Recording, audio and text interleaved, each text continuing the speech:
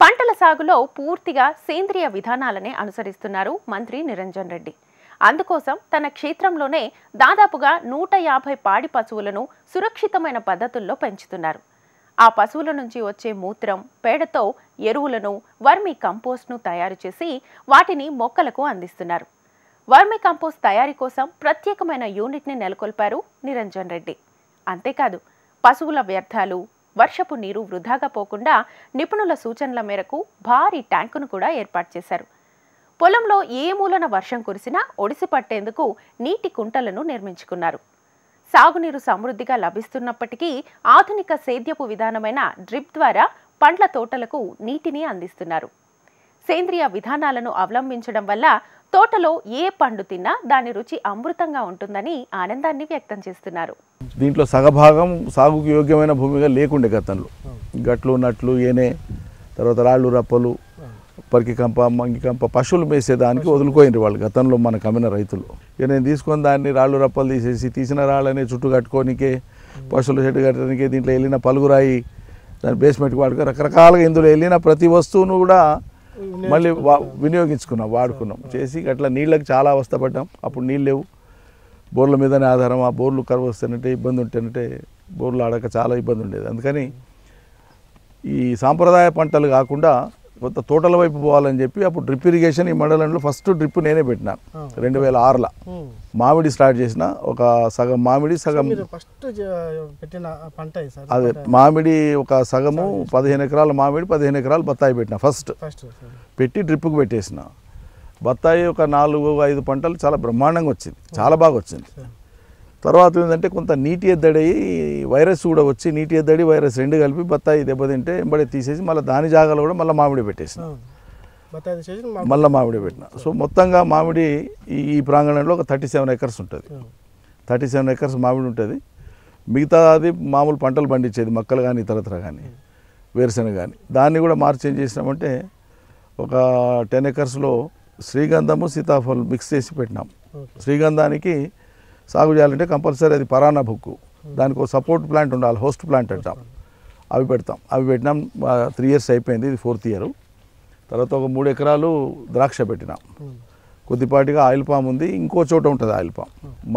మామిడిలో 7-8 రకాలు ద్రాక్ష పెట్టినాము. ఇవి కాక అన్ని రకాల ఫ్రూట్ ప్లాంట్స్ ఉంటాయి ఇంటికి తినడానికి. ఇంటికి కానీ మా దగ్గర పనిచేసేవాడు కానీ అందరం తినడానికి.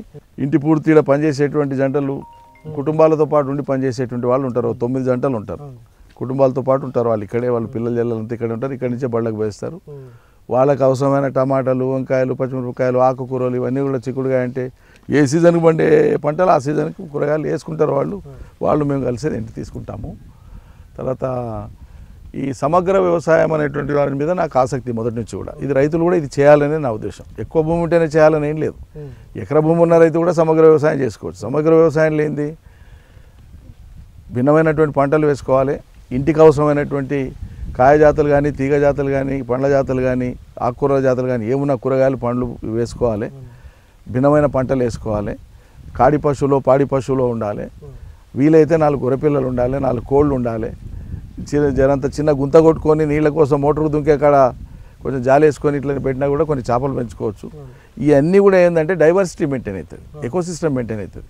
ఒకదానికొకటి కోళ్ళు ఉన్నాయనుకోండి, ఇంటి చుట్టుముట్టు పురుగు పూసి రానివ్వవు. చిన్న జర్లు అవో ఇవో ఏమైనా వచ్చినా కోళ్ళు అలర్ట్ అయితే వాటిని చంపేస్తాయి. సీమ కోళ్ళు పెంచినామనుకోండి పాములు లాంటివి రావు. బాతులు లాంటివి పెంచినామనుకోండి ఇతరత్ర క్రిమికీటకాలు ఉండవు. వాటిని ఎప్పటికప్పుడు అవి క్లియర్ చేస్తుంటాయి. సో ఈ ప్రకృతి వైవిధ్యమైనటువంటిది. అన్నింటినీ జీవింపజేస్తే ఏమవుతుందంటే మనిషి సౌకర్యంగా ఉండగలుగుతాడు. అది గుర్తించాలి. మనం ఒక్కరమే మనం ఒక్కరం బతకడం కోసం ఈ భూమండలం లేదు.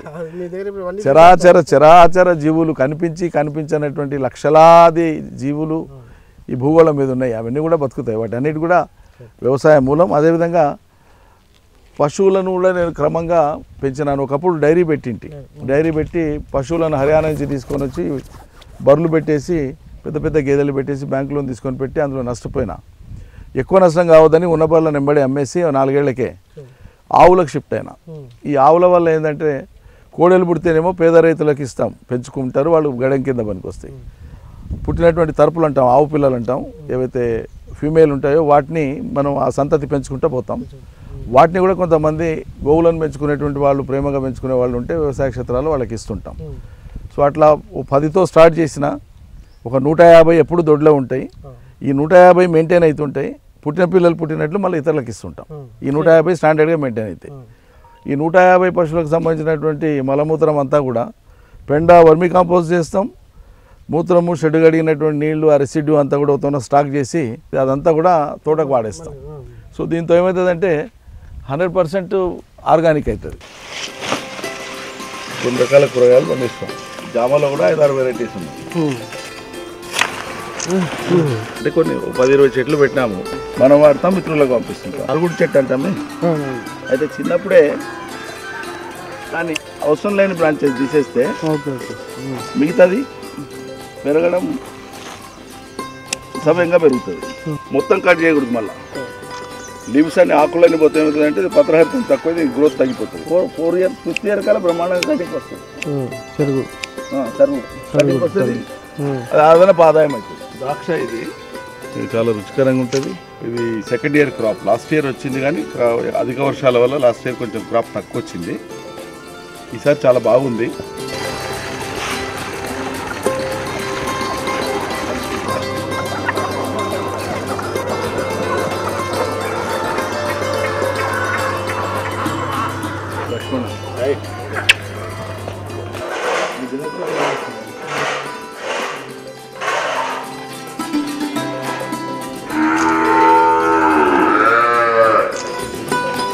పచ్చిపెండ రోజు ఎత్తిందంతా అట్లా కుప్పేస్తాం. నీళ్ళు అవసరం ఉంటుంది, కొంత తడి అవసరం. అది దాంట్లో వానపాములు వదిలేస్తే 45 రోజులు 50 రోజుల లోపల బ్రహ్మాండమైన కంపోస్ట్ వచ్చేస్తుంది. సేమ్ కాఫీ పొడి లాగా ఉంటుంది, అట్లా తయారవుతుంది. చేతికి ఏముంటుంది. ఒకటి ఏదో చేసినామంటే చేస్తే పని కాలేదు. సమగ్ర వ్యవసాయం అంటే ఇట్లా అన్ని